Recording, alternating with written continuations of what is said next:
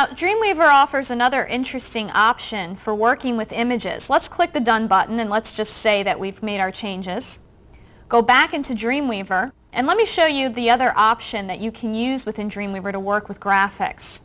It's actually what's called the low source option. And a low source image is an image that is a downsized version of an enlarged graphic that you have on the screen. If you have a large image, for instance, I'm going to choose File, Open, and I'm going to open up another version of the page we were just working with.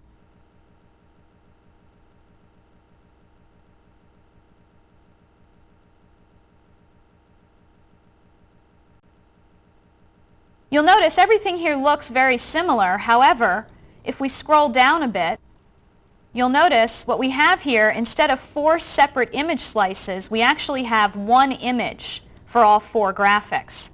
Instead of slicing up these graphics, we've saved it as one image, and you'll notice the file size is quite large because of it. Well, if this happens, sometimes you'll want to create what is called a low source image, a secondary downsized version of your enlarged graphic that will load more quickly, and even more importantly, it will load first.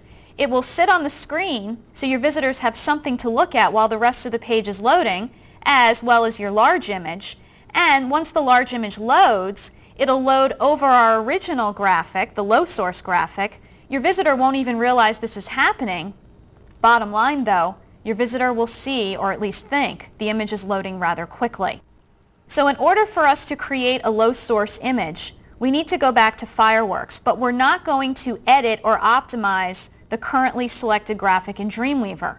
We actually need to go back into Fireworks and open up the Fireworks source ping of the enlarged image that I just showed you. So let's do that. I'm going to go back to my source ping images folder and open up the original version of this graphic. It's not a GIF or a JPEG. It has not been optimized. It's the original version of the image, and again, you'll notice it's quite large. So what we'll do is downsize it right within Fireworks.